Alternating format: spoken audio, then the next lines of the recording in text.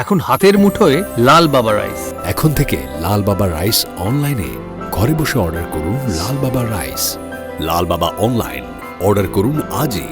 লাল বাবা রাইস, স্বাদ ও স্বাস্থ্য একসাথে পাবেন শুধুমাত্র লাল বাবাতে। স্বপ্নের কেরিয়ার গড়তে চান? আসুন যোগ দিন MCRS নলেজ ক্যাম্পাসে। পূর্ব বর্ধমানে অবস্থিত আমাদের ক্যাম্পাসে আমরা অফার করছি নার্সিং ও প্যারামেডিক্যাল কোর্স। সবুজ ঘেরা হাইটেক ক্যাম্পাস, সঙ্গে কলেজ সংলগ্ন অত্যাধুনিক হস্টেল। এখানে অভিজ্ঞ শিক্ষক ও শিক্ষিকারা আপনাকে আধুনিক চিকিৎসা পদ্ধতি ও প্রযুক্তির মাধ্যমে প্রশিক্ষণ দিচ্ছেন। আমাদের কোর্সগুলিতে আপনি পাবেন হাতে কলমে প্রশিক্ষণ এবং প্রয়োজনীয় দক্ষতা অর্জনের সুযোগ। বিশ্বমানের পরিকাঠামো ও সুবিধা আপনার শিক্ষা জীবনকে করবে আরো সুন্দর ও সহজ। আপনার স্বপ্নের ক্যারিয়ার শুরু হোক এইখানে, MCRS নলেজ ক্যাম্পাসে। MCRS নলেজ ক্যাম্পাস, আপনার ভবিষ্যতের পথপ্রদর্শক। নমস্কার, আমি সৈয়দ মুশাররফ আজম। আজ মুক্ত বাংলার যে ডিজিটাল চ্যানেল মুক্ত আবহ, তার শিক্ষাঙ্গনে আজ উপস্থিত হয়েছি। আজকে মূলত আমরা শিক্ষাঙ্গনে যে রাজনীতি সেই বিষয়টি একটু আলোকপাত করব, এবং এ ব্যাপারে আমাদের সঙ্গে বিশেষভাবে উপস্থিত হয়েছেন আমন্ত্রিত অতিথি হিসেবে চকচন্দনপুর দুর্গাদাস উচ্চ বিদ্যালয়ের শিক্ষক এবং বিশিষ্ট রাজনীতিক মৃত্যুঞ্জয় চন্দ্র। তাকে স্বাগত জানাই আমাদের স্টুডিওর পক্ষ থেকে। আপনাকে এবং আপনার চ্যানেলের সকল দর্শককে আমি আমার পক্ষ থেকে আন্তরিক অভিনন্দন জানাচ্ছি। অত্যন্ত মানে মিষ্টভাষী এবং ভদ্র সৌজন্যপরায়ণ মানুষ মৃত্যুঞ্জয় বাবু। এর আগেও তিনি আমাদের স্টুডিওতে এসেছেন। তো তাকে সব দিকে একজন রাজনৈতিক হয়েও তিনি কিন্তু শিক্ষাঙ্গনের পরিবেশ সবসময় সুন্দর পরিচ্ছন্ন রাখার পক্ষপাতী। তো আজকে এই যে আপনার নির্বাচন, বিধানসভা নির্বাচন চলে এলো, তো শিক্ষাঙ্গনও উত্তপ্ত। শিক্ষাঙ্গনও উত্তপ্ত, ছুটি পড়ে যাচ্ছে, ক্লাস ঠিকমতো হচ্ছে না, শিক্ষকরা রাজনীতির বিভিন্ন পরিসরে আবদ্ধ। অনেক ছাত্র, স্কুল কলেজ বিশ্ববিদ্যালয়ের ছাত্ররাও রাজনীতির সঙ্গে ওতপ্রোতভাবে যুক্ত হয়ে পড়েছে। তো এই যে একটা ভোট এলেই একটা উৎসব, এবং সেই উৎসবে কিন্তু যে শিক্ষাঙ্গনের পরিবেশ ক্ষতিগ্রস্ত হচ্ছে, এ ব্যাপারে আপনার কি মনে হয়? দেখুন, আমি একজন শিক্ষক হিসেবে এবং রাজনীতিবিদ হিসেবে ব্যক্তিগতভাবে মনে করি যে শিক্ষাঙ্গন রাজনীতি মুক্ত থাকা প্রয়োজন। একদম। ভারতবর্ষের অন্যান্য রাজ্যে শিক্ষকরা কিন্তু সরাসরি রাজনীতি করতে পারেন না। শুধুমাত্র পশ্চিমবঙ্গে একদম বামপন্থীরা এই নিয়ম চালু করে গেছে 34 বছর ধরে। আর তাদেরই যোগ্য অনুসারী হিসেবে তৃণমূল কংগ্রেস শিক্ষাঙ্গনের পরিবেশটাকে একদম ধ্বংস করে দিয়েছে। এই 15 বছরে শিক্ষাঙ্গনের কি কি ক্ষতি হয়েছে আপনারা যদি ভাবেন, দেখুন, মনে করলে দেখবো আমরা যে 11 সালে তৃণমূল আসার পর প্রথম কিন্তু বলেছিলেন মমতাদি যে শিক্ষাঙ্গন হবে রাজনীতিমুক্ত। একদম প্রতিশ্রুতি দিয়েছিলেন যে কলেজ স্কুলে নির্বাচনের নামে যেসব মারপিট হয় এগুলো বন্ধ হবে। নির্বাচন বন্ধ হয়ে গেল, কিন্তু রাজনীতি বন্ধ হলো না।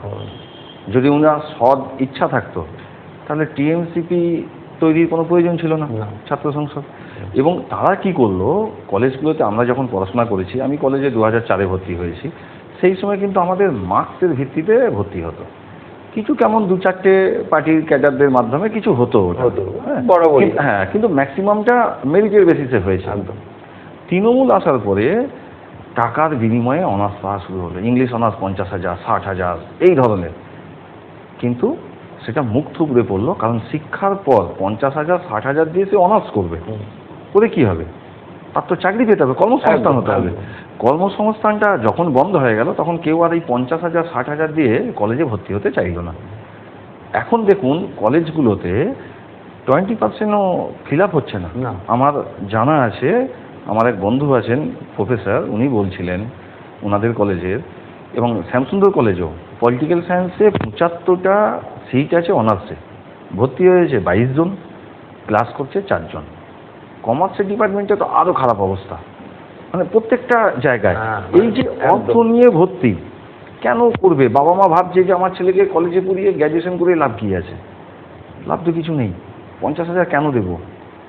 দিতাম যদি সেই ছেলেটা কর্মসংস্থান হতো কিন্তু তারা তো বলছে কেন্দ্রীয় পোর্টালের মাধ্যমে একদম সেন্ট্রালাইজড ভর্তি হচ্ছে, কোনো ব্যাপারে এখানে টাকা পয়সার খেল নেই। এইটা প্রথম দিকে করেছেন, এই দুর্নীতির খবর উপরে যাওয়ার পর সেন্ট্রালাইজ সিস্টেম এসেছে। কিন্তু একটা বিষয়ে ভাবতে হবে, কলেজগুলোতে যে নিয়োগ হয়েছে না, এরা সব টিএমসিপির ক্যাডার নিয়োগ হয়ে গেছে। তো বামফ্রন্ট বলে যা হয়েছে, হ্যাঁ, এরাই নিয়োগ হয়েছে। তা এদের হাতেই কিন্তু ওই পোর্টালের নিয়ন্ত্রণ থাকে। আমার জানা আছে যে রাতের দিকে ওই পোর্টালকে খুলে এদিক ওদিক করে দেওয়া হয়েছে নাম, যার নাম নেই লিস্টে তাকেও ঢুকিয়ে দেওয়া হয়েছে। নিয়ন্ত্রণ তো কারোর হাতে থাকেই। কেন্দ্র থেকে সিস্টেমটা বলেছে, কিন্তু সিস্টেমটা পরিচালনা কে করছে? পরিচালনা করছে তো এই টিএমসিপির ক্যাডাররাই, তারা তাদের মতো করছে। তাই আজকে মুখ থুবড়ে পড়েছে শিক্ষা ব্যবস্থা এই রাজ্যে। সেখানে দেখুন ছাত্রদের কি দুরবস্থা। আজকে মাধ্যমিক উচ্চ মাধ্যমিকের শিক্ষার্থীও কমছে, লাখ লাখ। আমি কলেজে একটা শিক্ষকতার সঙ্গে যুক্ত, আপনি তো নিজে বুঝছেন খুব ভালো। কি দেখি সেখানে আসন পূর্ণ হচ্ছে না। ইকোনমিক্সের 2-3 জন, খুব লজ্জা লাগে। ইকোনমিক্স আসনে কতজন পড়তো, সে 3 জন করে একটা আমি আমাদের 2-3টা কলেজে আমি খোঁজ নিয়ে দেখলাম, বর্ধমান বিবেকানন্দ, রাজ, আমি যে কলেজে এখানে পড়াই বিবেকানন্দ, সেখানে অবস্থা খারাপ। তারপরে আপনার পল সায়েন্সেও অবস্থা খুব একটা ভালো নয়।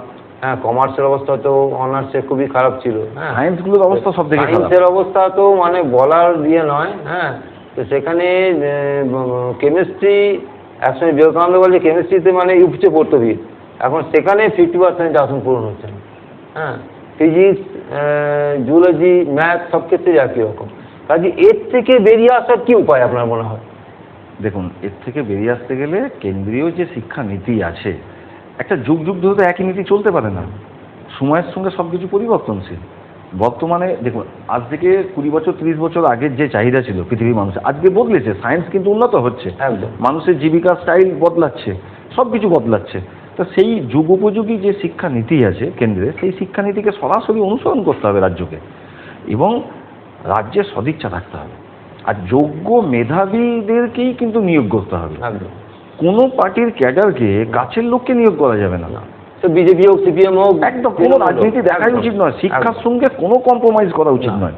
কারণ আপনাকে আমি বলছি, উচ্চ শিক্ষার সঙ্গে আরো বেশি, উচ্চ থেকে নিচু সব জায়গায়। মানে এখানে একটা উচ্চ শিক্ষার ক্ষেত্রে দেখেছি যে এরকম এই যে সংরক্ষণ, হ্যাঁ, এটাও কিন্তু একটা ক্ষতি করছে এখন। দেখুন, একটা সময় সংরক্ষণের প্রয়োজন ছিল, কিন্তু বর্তমান স্থিতিতে আমি ব্যক্তিগতভাবে মনে করি যে সংরক্ষণ যদি করতেই হয় তাহলে আর্থিক দিক থেকে কোনো ধর্ম বা বর্ণের বেসিসে কোনো প্রয়োজন নেই। সংরক্ষণটা আর্থিক বেসিসে, একদম, যার অর্থ নেই তাকে সাহায্য করা। এটা কেন্দ্র সরকার কিছুটা বুঝেছে, তাই কিন্তু ইকোনমিক্যাল যারা ব্যাকওয়ার্ড সেকশন আছে তাদের জন্য 10% করেছে। আমার মনে হয় ওটাকেই বাড়ানো উচিত, বাকিগুলো বন্ধ করে দেওয়া উচিত। কিন্তু এই নতুন শিক্ষানীতি যে এনইপি, এডুকেশন পলিসি, এটাও কিন্তু আমাদের রাজ্যে যে চালু হলো, ঠিকই খুব সবটা তো চালু করেনি, আংশিক মানছে। এটাই তো আমাদের রাজ্যের সমস্যাটা, এটাই। কেন্দ্রের যে প্রকল্পগুলো আছে প্রত্যেকটা প্রকল্প, আমি মানে শিক্ষার বাদ দিয়ে রাজনীতির ক্ষেত্রেও বলছি, 225টা কেন্দ্রের প্রকল্প চলছে। রাজ্যে কতগুলো চালু আছে 225টার মধ্যে?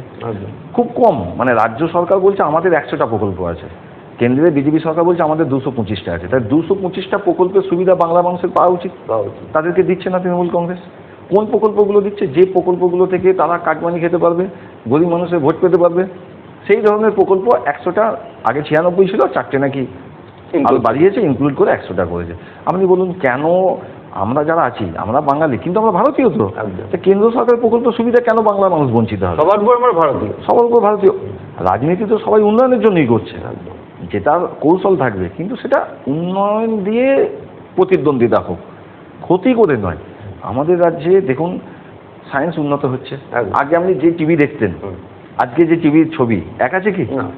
আগে আমরা রামায়ণ মহাভারত দেখতে অ্যান্টেনা ঘুরিয়ে ঘুরে আরেকটু ডান দিক আরেকটু বাঁ দিক, রেডিও এখন পরিবর্তন হয়ে গেছে, রেডিও পরিবর্তন হয়েছে।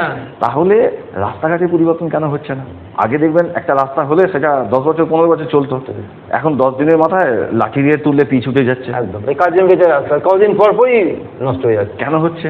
কারণ বেশি রোড, কাটমানি, মানে ধাপে ধাপে একটা কন্ট্রাক্টর সে কত জায়গা দেবে, ঠিকাদার কত জায়গায় পয়সা দেবে, ম্যাক্সিমাম 10% 20% মার্জিনেও সে কাজটা করতে পারে, কিন্তু তার মার্জিন এখানে ওখানে দিতে দিতে দেখা যাচ্ছে ম্যাক্সিমামটাই নেতাদের পকেটে চলে তখন যাচ্ছে। এদিকে রাস্তার উপর দিয়ে চলে আসছে, সেটা ঘর থেকে দেবে না। এবং সবদিকে ঠিকাদারদের আরো খারাপ অবস্থা, বরাদ্দ কমিয়ে রাস্তায় তাদের পেমেন্টই হয়নি, নষ্ট করছে। ঘর থেকে দিয়েছে আবার পেমেন্ট পায়নি। মানে এই তৃণমূলের আমলে কেউ ঠিক নেই, মানে সুস্থ স্বাভাবিক নেই, শান্তিতে নেই। একমাত্র তৃণমূল নেতারা, তারাও আবার খুব বেশি শান্তিতে নেই, মানে কে বেশি খেয়েছে কম খেয়েছে টাকার ভাগ বাটোয়ারা একে অপরকে খুন করে দিচ্ছে। একদম এইটা বন্ধ হওয়া উচিত। কিন্তু দেখুন, রাজনৈতিক হিংসা বাংলাতেই বেশি। কেরল আর বাংলায় ছিল, কেরল কিছুটা পরিবর্তন হয়েছে, বাংলায় এখনো পরিবর্তন হয়নি, এটা বামেরা দেখিয়ে গেছে, সেই চলছে। আজকে পাশের রাজ্য বিহার, সেখানে নির্বাচনে দেখুন কারো গায়ে একটা থাপ্পড় পড়েনি। আর আমাদের রাজ্যে এই তো নির্বাচন আসছে, তবে এখনো পর্যন্ত এবারে যেটা ভালো দিক নির্বাচন কমিশনের ইয়েতে, সেভাবে বোমবাজি বা খুন এখনো হয়নি। কিন্তু এসআইআর নিয়ে চরম একটা অশান্তি, যার সব কিছুই আছে, হ্যাঁ, সে বাদ চলে যাচ্ছে। দেখুন 12টা রাজ্যে এসআইআর হলো, কোন রাজ্যে এত অশান্তি নেই, হয়নি। এই রাজ্যে কেন এত অশান্তি? সেটাই, কিন্তু ডকুমেন্ট রয়েছে তার সত্ত্বেও কিন্তু এইটা আমি বলি, দেখুন একটা জিনিস লক্ষ্য করবেন, বিজয়া দশমী যখন সম্মেলন, যেটা বিজেপি বিজয়া সম্মেলনী করে রাজনৈতিকভাবে, সেটা এখন বিজেপি অনেক কিছু তো নকল করে তৃণমূল, তারাই বিজয়া সম্মেলনীটাকে নকল করেছে। তখন থেকেই দেখছি বিজয়া সম্মেলনীতে যে আমরা কি করব, সৌহার্দ্য বিনিময় করব, তখন থেকে তৃণমূলের নেতারা হুমকি দিচ্ছে। এই তো উত্তরের বিধায়ক বলেছিল যে এসআর করতে সেই বিজেপি নেতাকে জ্যান্ত পুড়িয়ে দেবো। তো এই যে হুমকিটা তৃণমূল তখন থেকে বলছে, তৃণমূল সুপ্রিমো বলেছিল আমি বেঁচে থাকতে এসআর হতে দেবো না, কিন্তু এসআর সবার আগে উনিই মেনে নিলেন। হ্যাঁ, তখনই ওনারা প্ল্যানিং করেছিলেন যে একটি বিশেষ সম্প্রদায়ের মানুষকে আমরা খেপিয়ে দেবো, যাদেরকে ইউজ করে এতদিন তৃণমূল ক্ষমতায় আছে, কিন্তু 15 বছরে তাদের প্রকৃত উন্নয়ন করেনি, তাদেরকে লেঠেল হিসেবে ব্যবহার করছে, গুন্ডা হিসেবে ব্যবহার করছে, তাদেরকে খেপানোর জন্যই এ কাজ করেছে। আজকে দেখুন নির্বাচন কমিশন আমাদের দেশে এমন একটা স্বতন্ত্র সংস্থা যাদের নিজস্ব কোনো কর্মচারী নেই। যে রাজ্যে নির্বাচন কমিশন কাজ করে সেই রাজ্যের কর্মচারীদের নিয়ে করতে হয়। এই রাজ্যে কর্মচারী তো নিয়োগ হয়নি, ম্যাক্সিমাম জায়গায় ফাঁকা। আপনি বিডিও অফিসগুলোয় যান, দেখবেন 20 থেকে 25% হচ্ছে পার্মানেন্ট স্টাফ, বাকি সব তৃণমূলের ক্যাডাররা ঢুকে আছে, এদেরকেই চালাচ্ছে। এমনি খণ্ডঘোষে তো দুদিন আগে 7 জন ফলস ম্যাজিস্ট্রেট পাওয়া গেছে, মানে কোন জায়গায়? এই ম্যাজিস্ট্রেটটা কেন্দ্র দিল্লি তো নিয়োগ করেনি, রাজ্যেই করেছে। এই যে নির্বাচনী এসআইআর প্রক্রিয়াটা চালিয়েছে এই রাজ্যের কর্মচারীরা, তারা তৃণমূলের নির্দেশে ডকুমেন্টগুলো দেয়নি, আইপ্যাকের নির্দেশে একটা বিশেষ সম্প্রদায়কে খেপানোর জন্য তারা ডকুমেন্টস ঠিকঠাক আপলোড করেনি, সেটা পরবর্তীতে ধরা পড়ছে, এখন ধরা পড়ছে, মানুষগুলোকে দাঁড় করাচ্ছে। এদের এই নোংরামোটা কিন্তু খুব খারাপ। দেখুন এসআরের লাইনে দাঁড়াবে বলছিল, শুধুই বলছিল এসআরে মারা গেছে। জামালপুরে একজন তামিলনাড়ুতে কাজ করতে যে ওই মাদক ভেবে কিছু খেয়ে মারা গেল, সেখানে পরিষ্কার ক্যামেরায় দেখা গেল যে জেলা সভাপতি বিধায়ক তারা যে টাকা দিয়ে বলছেন আমাদের ছোটবাবু অভিষেক দিয়েছে এই টাকা, আপনি বলবেন যে এটা এসআইআর আতঙ্ক। এবার তো বিচারাধীন থেকে বেশ কিছু নাম বাদ গেল, হ্যাঁ 60 লক্ষ, হ্যাঁ কত বিরাট তফাৎ, তারপরে 90 লক্ষ পর্যন্ত। হ্যাঁ, তো এবারে আদালতের দ্বারগোড়ায় এসে উপস্থিত হয়েছে, কারণ আদালত বিচার করবে, সব ডকুমেন্ট জমা দিয়েছে। এ ব্যাপারে আপনার কি মনে হয়, সঠিক বিচার পাবে মানুষ? দেখুন মানুষ তো বিচার সঠিক পাবেই, আদালতকে হস্তক্ষেপ করতে হলো কেন? একটা ব্যাপার, নির্বাচন কমিশনের নিশ্চয়ই কোনো গাফিলতি ছিল। হ্যাঁ, আদালত কিন্তু এখানে হস্তক্ষেপ করতে পারে না, কিন্তু শেষমেশ আদালত এখানে ইন্টারফেয়ার করবে। ইন্টারফেয়ার করতে বাধ্য হলো, কারণ একটা পক্ষে আমাদের ভারতীয় যে সংবিধান, সেখানে যে কেউ আদালতে যেতে পারে কারু কাজে অসন্তুষ্ট হয়ে। তৃণমূল কংগ্রেস গিয়েছিল এবং আমাদের মমতা ব্যানার্জি নিজে সেখানে উকিল হয়ে দাঁড়িয়ে গেলেন, আমি 32 লক্ষ লোকে বাঁচিয়ে দিয়েছি। উনি বাঁচাননি, উনি সবাইকে বিপদে ফেলেছেন। অন্যান্য রাজ্যে তো কোনো মুখ্যমন্ত্রীকে দাঁড়াতে হয়নি, তো এনাকে দাঁড়াতে হলো কেন? আর দেখুন যারা বিচারক আছেন তারা তো কাজ করছেন, দিন রাত কাজ করছেন, করতে হচ্ছে কেন? যদি ওই আইপ্যাক আর তৃণমূল মিলে এই ভুল আপলোড না করতো, তাহলে মানুষগুলোকে আজকে এই সমস্যায় পড়তে হতো না। ভুলটা প্রথম করেছে আপনি বলছেন তৃণমূলের লোকরা। একদম, নির্বাচন কমিশনের কর্মচারী হিসেবে তৃণমূলের যেসব ক্যাডাররা কাজ করেছে তাদের তৃণমূল কংগ্রেসে অঙ্গুলি এনে না, এটা হয়েছে। প্রথম থেকেই বলছে না যে আমরা এসআর হতে দেবো না, এসআর হলে এসআরের বিরোধিতা কেন করবো? আপনি বলুন তো, কোনো সুস্থ মস্তিষ্কের মানুষ সে কি মেনে নেবে? আপনার বাড়িতে 10 জন মেম্বার আছে, আপনি চাইবেন যে 5 থেকে একবারে ভুয়ো ভোটার, যার কোনো ডকুমেন্ট নেই, যারা মারা গেছে, ভুয়ো ভোটার, এগুলো বাদ যাবে। বাংলাদেশ থেকে যারা এসেছে, যেগুলো কোনো কিছু এখানে ডকুমেন্ট নেই, এখানে বাসিন্দা নয়, আমরা চাই, সবাই চাই এটা, ওটা সবাই চায়। কিন্তু এটা নিয়ে একটা বিশাল একটা শোরগোল, হেনস্থা, লাঞ্ছনা, চারদিকে একবারে বৃষ্টির অবস্থা এখন। হ্যাঁ, এই বিশ্রী এটা পরিবেশটা কখনোই তৈরি কাঙ্ক্ষিত করলো- ছিল না। এই বিশ্রী পরিবেশটা তৈরি করলো তৃণমূল। এরা জানে যে এই সম্প্রদায়ের মানুষের মধ্যে শিক্ষার হার কম আছে, এদেরকে খেপিয়ে দিলে এরা মারধর করবে। তো আমি তো মানে ধন্যবাদ জানাবো ওই মসজিদের মৌলভী সাহেবদেরকে। যেদিন প্রথম বেরিয়েছিল, আমার কাছে যেটুকু খবর আছে যে মৌলভীরা ওই দিন শুক্রবার ছিল, শুক্রবারের নামাজের পরে ওনারা 5-10 মিনিট করে বক্তব্য রেখেছেন। ওনারা বুঝিয়েছেন যে তোমরা কোনো অশান্তির পথে যাবে না, ঠিক হবে। ভারতবর্ষের নাগরিক যদি হয়ে থাকেন, তার যদি কাগজ থাকে, নাম তো তার উঠবেই, থাকবে, বাদ তার যাবে না। হ্যাঁ, হয়তো কি হবে, একটু দেরি হবে, আগে আর পরে। আমার তো মনে হচ্ছে এত সময়টা তো কিছু লাগবে। হচ্ছে, এটা কিছুই না, শেষ পর্যন্ত ম্যাক্সিমাম হয়তো 5% বাকি রইল, সবই সমাধান হয়ে যাবে আমার মতে বলে। সমাধান তো হবে। হ্যাঁ হবে, এটা কোনো ইয়ে না। একটা দেখুন, কারণ সেরকম ডকুমেন্ট খুব কম লোক, হ্যাঁ 1000-এর মধ্যে ওটা একটা পাবে, হ্যাঁ ওই তাও ভাবি যেমন- যেমন কিছু কেমন বেরিয়েছে, বাবা দেখিয়ে দেওয়া হয়েছে। দেখুন সমস্যায় কারা পড়েছে, সমস্যায় পড়েছে অশিক্ষিত মানুষরা, সে যে ধর্মেরই হোক। টাইম দরকার ছিল। হ্যাঁ, সময়টা দরকার আছে, অল্প সময়ে হ্যাঁ। দক্ষ কর্মীর অভাব, প্রথমত দক্ষ কর্মীর অভাব, হ্যাঁ মোবাইল শিক্ষার ইন্টারনেট অভাব। কাজ অনেকে যারা শিক্ষার অভাব, অদক্ষ কর্মী এতদিন ধরে বিভিন্ন সরকারি জায়গায় নিয়োগ হয়েছে, তাদেরকে দিয়ে এসআইআর হচ্ছে, যেটা প্রথমেই নির্বাচন কমিশন বলেছিল যে এই লেভেলের অফিসার লাগবে। রাজ্যের কাছে সেই কর্মচারী নেই, যাকে তাকে দিয়েছে। তারা কিছু জানেই না, তারা ভুল করেছে। দেখো অসুবিধায় পড়েছে অশিক্ষিত মানুষ, কোনো ধর্ম বর্ণ নয়, অশিক্ষিত মানুষ। এবার এই অশিক্ষিত কারা আছে, মাইনরিটি সমাজের বেশিরভাগ অশিক্ষিত আছে। তারা কোথাও এসিকে এইচ লিখেছে, কোথাও এসকে লিখেছে, যা খুশি লিখেছেন, কিন্তু এটা তো হতে পারে না। সঠিক এটা প্রথম থেকে এটা কিন্তু ধরা উচিত ছিল, বামামূলও ব্যাপক ভুলে গেছে। হ্যাঁ, এই দেখুন কোথাও তো একটা যে আপনাকে বিসমিল্লাহ বলো, হ্যাঁ 2002-এও যা আছে এখনো দেখতে তাই দেখাচ্ছে, হয়তো এখন ভুল ধরছে। একদম, আমি বলছি কোথাও তো একটা যে আপনাকে থামতে হবে, ভুলটা তো সংশোধন করতে হবে, আজ নয় কাল তো করতেই হবে। এইটা টাইমটা একটু বাড়ানো ছিল, লিঙ্গার করা ছিল সময়টা, হ্যাঁ যে 3 বছর 4 বছর এটা লাগে অ্যাকচুয়ালি ঠিকঠাক করতে, কিন্তু এটা একদমই 3-4 মাসের মধ্যে। কিন্তু আপনি বলুন তাহলে গঞ্জুস হয়ে যাচ্ছে। অন্যান্য স্টেট কিভাবে করে দিল? অন্য এটাই state- লোক। আপনি ইউপিতে কত কোটি বাদ গেছে, কয়েক কোটি বাদ গেছে, তো 3 কোটি সামথিং বাদ গেছে। ওখানে কোনো সমস্যা দেখেছেন? নেই। এখানে সমস্যায় পড়েছে প্রান্তিক মানুষ, হ্যাঁ তপশিলি মানুষ, আদিবাসী মানুষ, তাদের তো কোনো কাগজ নেই। যারা স্কুলে যায়নি তাদের কাগজের সংখ্যা কম, কোথা থেকে? এইগুলোই বিচার করে করা উচিত। কিন্তু যেভাবে তৃণমূল কংগ্রেস ভুয়ো ভোটারদেরকে আশ্রয় দিয়েছে, আপনারা দেখেছেন তো, মিডিয়ায় দেখিয়েছেন যে বাংলাদেশের লোক এখানকার পঞ্চায়েত প্রধান হয়ে বসে আছে। কী করে হতে পারে বলুন তো? এমন অবস্থা, আমার এক আত্মীয় চাকরি করে এই কলকাতা লাগোয়া নর্থ ইস্ট না, ওরা বলছে এখানে দিব্যি ওরা কি করছে, এখানে ভোটার কাছে সব নামটাম রয়েছে, বাংলাদেশে যাচ্ছে ওখানে চাকরি করছে, এখানে ভোটার কাছে নাম, কি করে সম্ভব? এইগুলো তো বন্ধ হওয়া উচিত। আর বাংলাদেশ আর ভারতের যে বর্ডার, সেটাকে মানে ফেন্সিং দিয়ে ঘেরা সম্ভব না, কারণ ওখানে নদী এমন আছে, আর ওই ওপর দিয়ে বেশি দালাল মারফত চলে আসছে। তাই তো আমাদের কেন্দ্রের প্রতিরক্ষা দপ্তর থেকে একটা খুব ভালো সিদ্ধান্ত নিয়েছে যে ওই জলা জায়গায় বিষাক্ত সাপ আর কুমির ছেড়ে দেওয়া হচ্ছে। যারা অবৈধভাবে অনুপ্রবেশ করতে চাইবে তাদের মৃত্যু নিশ্চিত। এই কেন্দ্র কিন্তু চাইছে, কারণ দেখুন আজকে পশ্চিমবঙ্গের জনবিন্যাস বদলে গেছে। মালদা মুর্শিদাবাদ নিয়ে কিন্তু চিন্তিত। আজকে ডিপ স্টেট কাজ করছে, আমেরিকা ভয় খাচ্ছে ইন্ডিয়াকে। ইন্ডিয়া কিন্তু মাথা মতো করছে না। আজকে ইন্ডিয়ার বিদেশ নীতি সব দিক থেকে উন্নয়ন করেছে, কিন্তু বিদেশ নীতি দেখুন, যুদ্ধ হচ্ছে, কোথাও ইন্ডিয়া যুদ্ধে জড়াচ্ছে না, তাদেরকে সবাই সমীহ করছে। আমেরিকার ডিপ স্টেট অনেক চেষ্টা করেছিল, নেপালে গণ অভ্যুত্থান করে দিল, শ্রীলঙ্কায় করে দিল, বাংলাদেশে করে দিল, ভারতে চেষ্টা করে পাচ্ছে না, শুধুমাত্র মোদিজির জন্য। এবং এরা একটা টার্গেট করছে, দেখবেন বাংলাদেশে ওরা বলছিল আমরা দখল করবো, আমরা চিকেন নেক দখল করব। আর যখনই চিকেন নেক মালদা মুর্শিদাবাদ এই জায়গাটা বাই চান্স যদি হয়ে যায় কিছু একটা, তাহলে 7 সিস্টার আলাদা হয়ে যাবে। তা ভারতের সার্বভৌমত্ব রক্ষার্থে অবশ্যই এই বাংলায় বিজেপি সরকার আসা প্রয়োজন, কারণ তৃণমূল তার জাতীয়তাবাদ যেটা, সেটা থেকে ঠিকঠাক দায়িত্ব পালন করতে পারেনি। কিন্তু বাংলা আর বাঙালিকে হেনস্থা, বাংলা ভাষা বলার জন্য এরকম আজ অভিষেকও বিরাট সমালোচনা করেছে। এটা কিন্তু বেশ কিছুদিন ধরে বেশ কিছু রাজ্যে হয়েছে, বাঙালি লাঞ্ছিত হয়েছে, অপমানিত হয়েছে, বাংলা ভাষা বললে তাকে অসম্মানিত করা হচ্ছে। এইটা কি ব্যাপারে? না দেখুন, এইটা অভিষেক ব্যানার্জি রাজনীতি করে বরাবরই, কিছু কেমন হয়েছে, সেটা কেন হয়েছে, কারা করিয়েছে দেখতে হবে। পলিটিক্সে দেখুন অনেক কিছু ইচ্ছা করে করানো হয়, সেটা নিয়ে পলিটিক্স করবো বলে, তো সেরকমই হয়তো দু একটা ঘটনা ঘটেছে।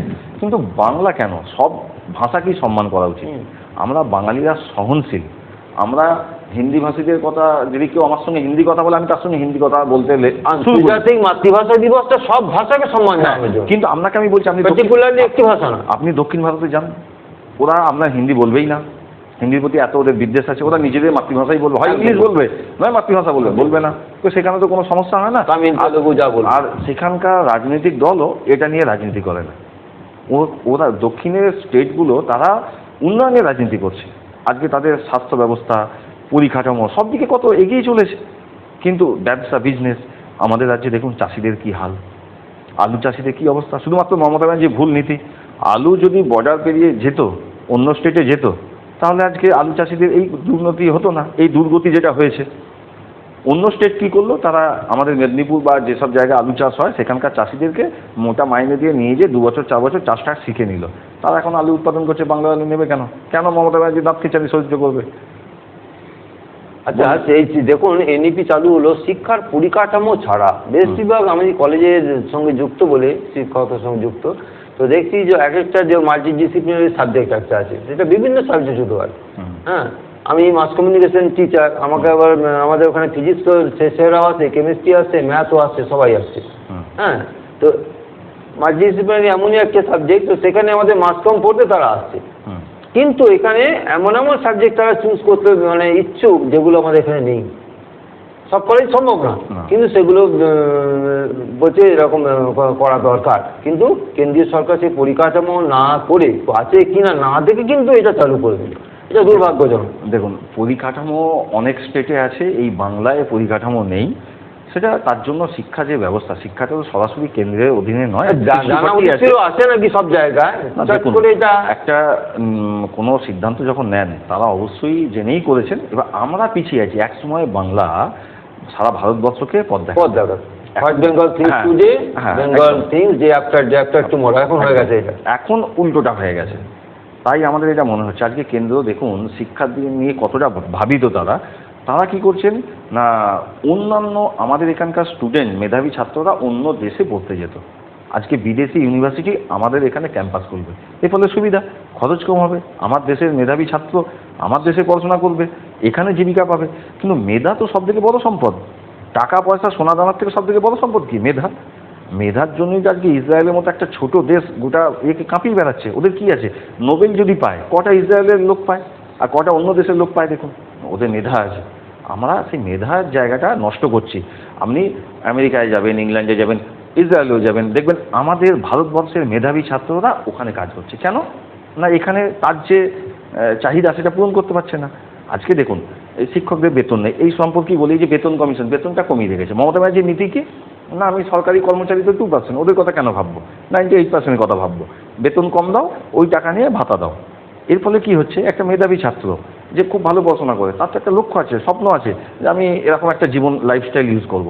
তো তার জন্য সে যখন একটা শিক্ষকতার চাকরিতে মাত্র আমার 50,000 বেতন, আমার যে মেধা আছে, আমি যদি বাইরের স্টেটে যাই আমি 2 লাখ ইনকাম করব, সে কি 50,000-এর শিক্ষকতার বেতন চাকরিটা করবে? সে বাইরে চলে যাচ্ছে, মেধা ড্রেন হয়ে যাচ্ছে, বাইরে বেরিয়ে যাচ্ছে। প্রবলেম একদম, এটা সবথেকে বড় সমস্যা কিন্তু এই বাংলার। ভারতে এটা ছিল, ভারতে কিছুটা হয়েছে। আজকে এপিজে আব্দুল কালামের বিষয়ে জানেন, তিনিও বাইরে চলে গেলেন, তাকে ফিরিয়ে এনেছিলেন তৎকালীন আর ওই মেধাটা ছিল বলে আজকে ভারতবর্ষ প্রতিরক্ষায় কতটা উন্নত। গোখলের কথাই বলি, what Bengal things today, India things tomorrow. কিন্তু এখন এই স্বাধীনতার পর থেকে কিন্তু আমাদের সেই সংখ্যাটা কমছে। কেন? তার আগে তো অন্য সরকারও ছিল। তো এখানে কংগ্রেস ম্যাক্সিমাম টাইম কেন্দ্রে ক্ষমতায় ছিল, কিন্তু কংগ্রেসের যে নীতি সেটা ভুল ছিল। তাই ভারতবর্ষ স্বাধীনতার পরও এতটা পিছিয়ে আছে। আপনি দেখুন, বিজেপি যত বছর আছে, কংগ্রেসের আমলে কটা যত মনীষী বড় বড় কিন্তু স্টলওয়ার্ড সঙ্গে স্বাধীনতার আগে, তারপরে কিন্তু রয়েছে, কিন্তু কম সংখ্যায় কমেছে। কারণ দেখুন, প্রথমত হচ্ছে ইংরেজরা যাওয়ার আগে একটা বড় সর্বনাশ করে দিয়ে গেছে, সেটা হচ্ছে দেশভাগ করে দিয়ে গেছে। ধর্মের ভিত্তিতে দেশভাগ কখনোই একটা নীতি হতে পারে না, সমর্থনযোগ্য নয়। যদি ধর্মের ভিত্তিতে দেশ হতে হয়, তাহলে ইসলামিক কান্ট্রি কেন 56টা আছে বলুন? তাহলে একটাই হতে পারতো, 56টা ইসলামিক কান্ট্রি প্রয়োজন ছিল না, তাই না? ধর্মের ভিত্তিতে কোনোদিন দেশভাগটা সঠিক ডিসিশন নয়, এটা আমি ব্যক্তিগতভাবে মনে করি। অন্য আপনি দ্বিমত হতেই পারেন, প্রত্যেকের নিজস্ব মতবাদ আছে, আমি মনে করি। তা ভারতবর্ষের শিক্ষা ব্যবস্থাটাকে কংগ্রেস কখনোই গুরুত্ব দেয়নি। তারা তাদের পরিবারতন্ত্রটাকে বজায় রেখেছে। আজ দেখুন কংগ্রেস শেষ হয়ে গেল কেন? প্রকৃত মেধাকে তারা গুরুত্ব দেয়নি, তারা বংশ পরম্পরায় গুরুত্ব দিয়েছে। নীতি ভুল ছিল। কিন্তু মোদিজিও তো 11 বছর 11.5 বছর হয়ে গেল, এখনো শিক্ষা ব্যবস্থা কিন্তু সেরকম ভাবে উন্নত হচ্ছে। দেখুন মোদিজি আমলে যা উন্নতি হয়েছে, বিগত কংগ্রেস আমলে এত বছর তারা ছিল স্বাধীনতার পর থেকে এতটা উন্নয়ন হয়নি, এবং এত মেধাবী মন্ত্রী আমরা ভারতবর্ষে পাইনি। আজকে রেল মন্ত্রক যিনি চালাচ্ছেন অশ্বিনী বৈষ্ণবজি, তার কোয়ালিফিকেশন আবার বায়োডাটা দেখবেন। এর আগে লালু প্রসাদজি ছিলেন রেলমন্ত্রী, তার কোয়ালিফিকেশন ইয়ার কোয়ালিফিকেশন। আজকে মেধার তো মূল্য আছে, এটা মানবেন। রাজনীতি আলাদা জায়গা, মেধা আলাদা জায়গায়। আরো ভালো ভালো মন্ত্রী দেখুন বিদেশ মন্ত্রক যিনি চালাচ্ছেন, কি সুন্দর চালাচ্ছেন বলুন। এই ধরনের কোয়ালিটিওয়ান মানুষ, তাদেরকে নিয়ে এরা কেউ কিন্তু রাজনীতি থেকে উঠে আসেনি। ইনাদের মেধা আছে বলে ইনাদেরকে একটা চুজ করেছিলেন রাষ্ট্রপতি হিসেবে এপিজে আব্দুল কালামকে। একটা ওটা তো রাষ্ট্রপতি হিসেবে, কিন্তু আমি বলছি রাষ্ট্রপতি অটল বিহারী নিজেও বিদেশ মন্ত্রী ছিলেন। হ্যাঁ এক সময় ছিলেন। আমি বলছি এই যে ভালো ভালো মেধাবী মানুষদেরকে নিয়ে আসা হচ্ছে, তার ফলে আজকে রেলের উন্নতি দেখুন। সব জায়গায় ভালো মানুষকে দিলে সে ভালো কাজ করবে। এখানে রাজনীতিটা রাখলে হবে না, সব দিকে রাজনীতি করা যাবে। ভেবেছেন যে দেশের উন্নয়নের রাজনীতি হবে, তাই কিন্তু দেখুন আমাদের তো অনেক পুরনো লিডার আছে। রাজনীতি উন্নয়নের দেশ নয়। হ্যাঁ আমাদের তো অনেক পুরনো লিডার আছে, কাউকে তো রেলমন্ত্রী করতেই পারতেন, কাউকে তো বিদেশ মন্ত্রী করতেই পারতেন, কেন ইনাদেরকে করেছেন? এই জন্য করেছেন যে সবার আগে দেশ, আমরা বিজেপি যেটা বলি সবার আগে দেশ, তারপরে অন্য কিছু রাজনীতি বলা যাবে। কিন্তু একসময় বিজেপি ইরানিকেও শিক্ষামন্ত্রী করেছিলেন, তারও শিক্ষাগত যোগ্যতা নেই প্রশ্ন জিনিস। দেখুন প্রথম সেই মুহূর্তে চালানো তার যে ম্যানেজমেন্ট ক্ষমতা, সেটার জন্য করেছিলেন। যখন দেখলেন যে না এটা কোথাও ভুল হচ্ছে, তাকে সরিয়েছেন। একটা পরীক্ষা নিরীক্ষার জায়গা তো থাকেই, আর একটা সিস্টেম যেটা দীর্ঘদিন ধরে চলে আসছে, সেই সিস্টেমটাকে হঠাৎ করে আপনি ব্রেক করতে পারবেন না। আপনাকে আমি গ্যারান্টি দিয়ে বলছি, আপনি প্রথমেই শুরু করলেন যে এখন আর সংরক্ষণের প্রয়োজনীয়তা, কালকে যদি দেশের সংরক্ষণ বন্ধ হয়ে যায় না, পরশু দিন এত দাঙ্গা হবে আপনি কন্ট্রোল করতে পারবেন না, সেনা দিয়েও কন্ট্রোল করতে পারবেন না। একটা সিস্টেম তৈরি হতে সময় লাগে, আর সেটা চেঞ্জ হতেও সময় লাগে। তবে সময়ের সঙ্গে ভারতবর্ষ যে এগিয়ে চলেছে সেটা আপনারা বুঝতে পারছেন। যখন সারা বিশ্বের মানুষ যুদ্ধে জড়িয়ে পড়ছে, তখন আমরা ক্রিকেট ম্যাচের আনন্দ উপভোগ করছি। ভারতবর্ষ ক্রিকেটে চ্যাম্পিয়ন হচ্ছে, আমরা বাজি ফোটাচ্ছি, আর অন্য দেশে বম পড়ছে, মানুষ মারা যাচ্ছে, উন্নতি হচ্ছে। মোদিজির আমলে যুদ্ধে কিন্তু সেভাবে জড়ায়নি। কিন্তু আমাদের একটা ক্রিকেট একটা বলি যে স্বামী এত ভালো পারফরমেন্স, বিশ্বকাপে 2023 বিশ্বকাপে একবারে টপার, এখনো পর্যন্ত আগুন ঝরাচ্ছে, কিন্তু তাকে টিমে অন্তর্ভুক্ত করা হচ্ছে না। এই ব্যাপারটা খুব দৃষ্টিকটু লাগছে। একটা বাংলার ছেলে স্বামী এবং অত্যন্ত ভালো পেসার একজন। বাংলার ছেলে ক্রিকেট টিমে খেলুক, এটা আমরা সবাই চাই। সৌরভ গাঙ্গুলিও খেলেছে, যোগ্যতা সম্পন্ন। এবার দেখুন ইন্ডিয়া এই মুহূর্তে ক্রিকেটে কোন জায়গায় রয়েছে দেখুন, 19-20, মানে এই মুহূর্তে 4টে টিম, যে 11 জন খেলছে, আরও 44 জন বসে আছে সমযোগ্যতা। একদম সূক্ষ্ম পারফরমেন্সের ফারাকে তাদেরকে চান্স দেওয়া হচ্ছে। আগে যেটা ছিল খেলার ক্ষেত্রে, ভারতবর্ষ মোদিজির আমলে ক্রিকেট শুধু নয়, অন্যান্য আরও যে ইভেন্টগুলো আছে খেলাধুলা, প্রতিটা জায়গায় যে উন্নতি করেছে, সেটা মহিলা ক্রিকেট টিম বলুন, হকি বলুন, কংগ্রেস আমলে কিন্তু সেটা ছিল না। আগে কি হতো, যাকে তাকে মন্ত্রী করে দেওয়া হতো, ওই যে দপ্তরগুলোর মাথায় বসিয়ে দেওয়া হতো, প্রেসিডেন্ট করা হতো। এখন বিজেপি আসার পর বেছে বেছে যাদের ওই বিষয়ে দক্ষতা আছে সেই ধরনের এটাও তো দেখুন অমিত শাহের ছেলের সেই যোগ্যতা আছে বলে তাকে ওই জায়গাটা দেওয়া হয়েছে। অনেকে বলে ও তো ক্রিকেট খেলেনি, কিন্তু আপনি বলুন এর আগে ক্রিকেটকে ডালমিয়া ছিলেন, সৌরভ গাঙ্গুলিও ছিলেন ওই জায়গায়, কিন্তু অমিত শাহর ছেলে দায়িত্ব নেওয়ার পর আমাদের ক্রিকেটের অবনতি হয়েছে না উন্নতি হয়েছে, এটা বলুন আগে। হেরেছেও আপনি পরিসংখ্যান দেখুন, গৌতম গম্ভীর সাফল্য কিছু পেলেও ব্যর্থতাও যথেষ্ট, বিশ্বকাপটা হারিয়েছি আমরা। দেখুন খুব লজ্জাজনক। আমরা এবং আমি যেটা বলছিলাম, কিন্তু এখন যারা ইন্ডিয়ার টিমের হয়ে খেলছে একদম মানে প্রথম একাদশে, তাদের সামনেও কিন্তু স্বামী তাদেরকে ওভারকাম করে যাচ্ছে, পাচ্ছে না তারা। আগুন ঝড় যেখানে যাচ্ছে সেখানে স্বামীর উইকেট বেশি। Why not? পারফরমেন্স যদি থাকে অবশ্যই পাবে, পারফরমেন্সটাই দুর্ভাগ্য। দেখুন আজকে যে তরুণ ছেলে যারা খেলছে, সবসময় ইয়ং ব্লাডকে সময় দিতে হয়। আমি একটা সময় গুরুত্ব পেয়েছে, খেলেছে, একটা সময় তো যাবি, এক সময় জাহির খান খেলেছে ইন্ডিয়া টিমে, এখন আমি তো বালাজি ছিল এক সময়, বালাজি সেই পাকিস্তানে যে কি সুন্দর খেলা। তো সময়ের সঙ্গে সঙ্গে পরিবর্তন হবে, নতুন ছেলেদেরকে সুযোগ দিতে হবে। এখন বুমরা যে খেলছে, সব থেকে ভালো স্পেসার তো এখন বুমরা, ও অত ভালো তো কেউ ইয়ারকার দেয় না। একটা বোলার যে ওভারে 6টা বলে 6টা ইয়র্কার দেওয়ার ক্ষমতা রাখে, তো তাকেও মাঝে মধ্যে বসে থাকতে হচ্ছে চোটের কারণে বা পারফরমেন্সের কারণে, অন্য কাউকে সুযোগ দিতে হচ্ছে। ভারতবর্ষ সবসময় দূরদর্শী হচ্ছে, যে আমি ভবিষ্যতের কথা ভাবি। আজকে যে খেলছে, নতুন ছেলেকে যদি না তৈরি করে, একটা সময়ের পর মুখ থুবড়ে পড়বে। আচ্ছা, টিচারদের দিয়ে নিয়ে যথেষ্ট সরব রাজনৈতিক দলগুলি, তো মমতা ব্যানার্জি শেষকালে অনেকটা নথি স্বীকার করলেন। হ্যাঁ, তো যাই হোক, সুপ্রিম আদালতের নির্দেশে, কিন্তু এটাও ব্যাপার যে খুব ভাবিত করছে মানুষকে, যে শিক্ষকরা ডিএ নিয়ে এত চিন্তিত, এত হিসেব করছেন। কিছু তো আমি দেখেছি সকালে উঠে করে সিগারেটের খোলের উপরে, দেশলাইয়ের খোলের উপরে হিসেব করেন কত পাবো না পাবো। সেই অনুযায়ী কি তারা তাদের শিক্ষাক্ষেত্রে তাদের অবদানটা ঠিক রাখছেন? আমি আপনার সঙ্গে সহমত। সব শিক্ষক যে তাদের শিক্ষা দানের ম্যাক্সিমাম আমি দেখেছি সেটা রাখেন না। দিয়ে দেখুন, মানুষ তো টাকা পেতেই চায়, আর শিক্ষকতাই একমাত্র প্রফেশন যেখানে কোনো উবরি ইনকামের কোনো জায়গা নেই। শুধুমাত্র এই মিড ডে মিলের টাকা চুরি দু একজন টিচার করে, কিন্তু সবাই করে না। অনেক টিচার আছে নিজের পকেট থেকে দিয়ে মিড ডে মিল চালায়, আবার অনেকে চুরিও করে, সেটা ধরা পড়ছে, মিডিয়া দেখছেন। আজকে এইটা কেন হলো আপনি ভাবুন। সব থেকে মেধাবী ছেলেরা চাকরি পায় সরকারি। এখন যদিও সাদা খাতায় চাকরি পেয়ে, সেটা আলাদা বিষয়। তৃণমূল তো মানে মুড়ি এক করে দিয়েছে। সেই টিচারটা চাকরি পাওয়ার পর স্কুলে যে পরিকাঠামো না থাকার কারণে 10 বছর চাকরি করার পর সে যা জানতো সব ভুলে যায়। কিন্তু উল্টো দিকে দেখুন, বেসরকারি স্কুলে যারা সরকারি চাকরি পায় না তারা বেসরকারি স্কুলে পড়ায়, তাদের বেতনও কম, 15,000 20,000, তারা পরিশ্রম করছে। কেন না? সুপারভিশন। আমাদের সরকারের ভুল নীতি যে একটা স্কুলে 1 কোটি টাকার উপর বেতন দেওয়া হয় টিচারদেরকে। একটা টিচারের কমপক্ষে বেতন আছে 40 থেকে 35,000 টাকা, কিন্তু একটা 30,000 টাকা বেতনের যদি কোনো একজনকে রাখা হয় যিনি এই টিচাররা ঠিকঠাক কাজ করছেন কি না তাদের পরিদর্শন করার জন্য, তাহলেই দেখবেন স্কুলের পরিবেশটা বদলে গেছে। এই শুধুমাত্র আগে ছিল, আমরা যখন ছোট ছিলাম, হ্যাঁ, ক্লাস করতে পিছনে দেখতাম এসে বসে থাকতেন এসআই বা ডিআইরা। এখন তো সেসব নেই। এখন ডিআইরাও তারা এসি ঘর থেকে বেরোচ্ছেন না, এসআইরাও বেরোচ্ছেন না, স্কুলে পরিদর্শন হচ্ছে না। কারণ হচ্ছে রাজনীতি। আর শিক্ষকরা রাজনীতির সঙ্গে যুক্ত। যে টিচার বেশি ফাঁকিবাজ সে দেখবেন কোনো একটা রাজনৈতিক দলের ওই সুযোগটা নেয়। হ্যাঁ, আবার আমি যেমন আমার নিজের ক্ষেত্রে বলছি, আমি আন্তরিকভাবে স্কুলে পড়াই, এখনও পড়াই, কাজও করি, কিন্তু কোথাও আমি যখন রাজনীতির সঙ্গে যুক্ত হইনি, 2021-এর আগে আমি রাজনীতির সঙ্গে যুক্ত ছিলাম না। আমি একটা সামাজিক সংগঠনের সঙ্গে যুক্ত ছিলাম। 2021-এ ভোটের পর যেভাবে একটা ম্যাসিভ অত্যাচার হলো, আমার মনে হলো যে কোথাও একটা যে ধরাটা প্রয়োজন, সমাজ না হলে রক্ষা পাবে না। তারপরে আমি রাজনীতিতে এলাম 2021-এর পরে, ভোটের ঠিক পরপরই ওই সময়টা আমি রাজনীতির ক্ষেত্রে এলাম।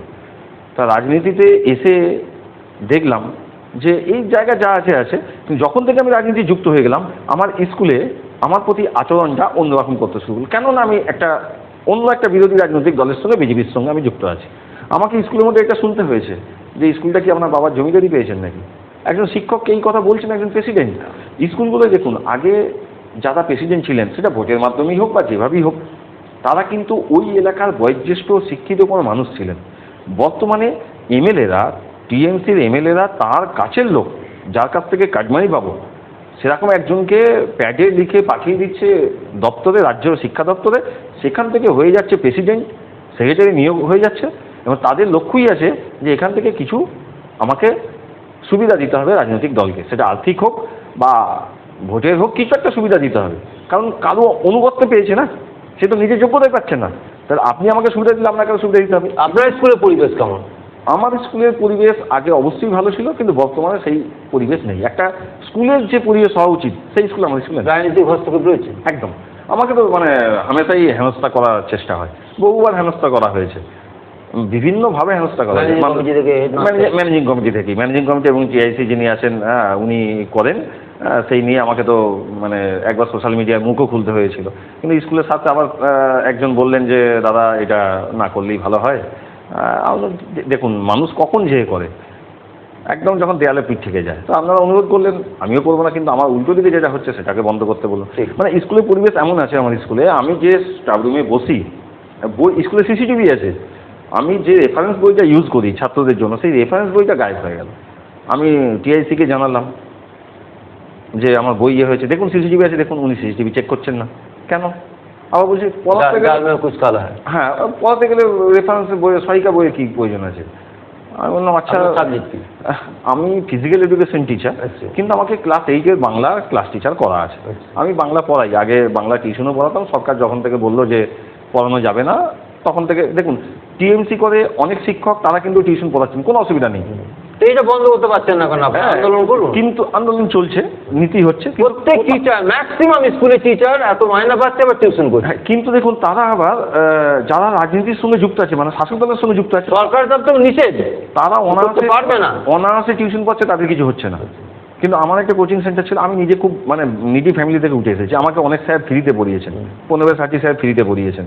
তো আমি চাকরি পাওয়ার পর স্যারকে বেতন দিতে গিয়েছিলাম, তার আগে বেতন দিতে পারিনি। তো স্যার আমাকে বলেছিলেন বেতনটা না নিয়ে, বলে বোকা এটা করিস না, একদিন মিষ্টি খাই যাবি। আমি যেমন তোকে সাহায্য করলাম, তুইও 10টা স্টুডেন্টকে সাহায্য করবি। এটা এর জন্য পনেরবাবুকে আমি আজও শ্রদ্ধা করি, স্যার আমাকে এই ইয়েটা করেছেন। তো আমি ওনার কথা ভেবেই পরবর্তীতে একটা কোচিং সেন্টার করেছিলাম, যে গরিব ছাত্রদের কথা ভেবে কিছু বেকার ছেলেকে কাজও দিয়েছিলাম। আমার কাছে বেশি স্টুডেন্ট পড়তো, যেটুকু আমি আমার ভাগে পেতাম সেটা থেকে আবার অন্য ছেলেদেরকে দিতাম। গার্জিয়ান্স একাডেমি বলে একটা সেন্টার ছিল।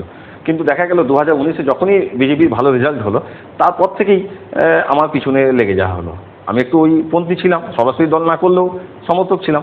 তো আমার নামে 4-5বার রাজ্যে কমপ্লেন হলো। একবার কমপ্লেন হেড স্যারের কাছে এলো, আমাকে বললো মিত্রবাবু সাবধান হয়ে যান, ছাত্ররা ছাড়তে চাইছে না। যে স্যার আমি ঠিক আছে, আমি তারপর একটা ইউটিউব চ্যানেল করলাম, কিছু সময় দিলাম, তাদেরকে পড়ালাম। কিন্তু বেশি দিন তো ওইভাবে টানা সম্ভব নয়, একটা সময় পর বন্ধ করে দিলাম। মানে আমার বাংলা অনার্স ছিল, তাই বাংলা পড়াতাম। এখন স্কুলে বাংলা পড়াই, ফিজিক্যাল এডুকেশন পড়াই। তা এই পরিবেশ নেই, আমি যে ফিজিক্যাল এডুকেশন শেখাবো, স্কুলে কাঠামো কোথায়? মাঠ নেই, মাঠ যেটা ছিল মাঠের কিছুটা দূরে পিএইচি হয়ে গেল। পিএইচি অন্য জায়গায় হতে পারতো, খেলার মাঠ কিছুটা হলো। পিএইচি হওয়ার আগে তিনি বললেন যে আমি মাঠ সুন্দর করে দেবো, পিএইচি হয়ে গেল, কন্ট্রাক্টর পালিয়ে গেলেন, মাঠে মানে মাটিও দিলেন না, ঘাসও করলেন না, বাগালেন না, ঘেরলেন না, কিচ্ছু করলেন না। স্কুলে যে আমি যোগার উপর আমার স্পেশালাইজেশন আছে, আমি যোগা শেখাবো, যোগার একটা ম্যাট পর্যন্ত স্কুলে কিনে দেন, মোটা শতরঞ্জি কিনে দিতে বলেছি, সেটাও দেন না। মানে এই প্রতিকূল পরিবেশে করতে হয়। এটা যে শুধু আমার সঙ্গে হচ্ছে এটা বলছি না, গোটা বাংলার ম্যাক্সিমাম স্কুলের পরিকাঠামো কিন্তু ভেঙে পড়েছে। পরিকাঠামোটা নেই, কিন্তু নীল খাতা রং আছে, স্কুলকে নেই। রাজনীতি ঊর্ধ্বে রাখা যায়, যেমন সুদীপদার কাছে দেখেছি, হ্যাঁ সিএম স্কুলের টিচার ছিলেন তিনি, কিন্তু এখন কংগ্রেসটি মাইন্ডেড এবং কংগ্রেসের নেতাও ছিলেন, কিন্তু স্কুলে বরদাস্ত করতেন না। হ্যাঁ, তখন তিনি সিপিএমের বিরাট দাপট। আমি শুনেছিলাম যে কল্যাণ ভট্টাচার্য প্রফেসর এবং প্রফেসর আমার সাংসদ সুধীর রায়, তাদের দুটো ছেলে ওখানে সিএমএসে পড়তো। হ্যাঁ, স্কুল আবারে ওরা পোস্টারিং করছিল এসে ভাই। তো তিনি কিন্তু চর মেরে একদম স্কুল থেকে রাস্টিকেট করিয়েছেন।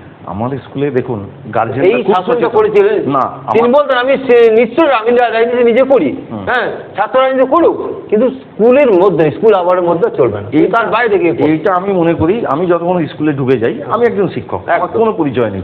স্কুল থেকে বেরিয়ে আমি আমার রাজনৈতিক কার্যক্রমে অংশগ্রহণ করতে পারি। স্কুলের গার্জেনরা তারা বোঝে, তারা বলে, অনেকে খেপায় পোস্টার মারা না, অনেকে দেখুন আমার বিরুদ্ধে খেপায়, যেহেতু মাইনরিটি ভবন এলাকা, বিজেপি করে করে, কিন্তু ছাত্র বলে স্যার তো খুব ভালোবাসে আমাদেরকে, গার্জেনরা বলে যে উনি বিজেপি করেন, উনি তো বর্ধমানে করেন, এখানে তো পার্টি করতে আসছে না, এখানে আমাদের ছেলেদেরকে ভালোবাসেন, পড়ান। হ্যাঁ, মানে এমনকি আমাকে ফেলিও দেখানোর জন্য, যেহেতু অ্যানুয়াল স্পোর্টসটা আমাকে করতে হয়, গত বছর অ্যানুয়াল স্পোর্টসে 6 জন টিচার অনুপস্থিত, এবছর অনেকে অনুপস্থিত।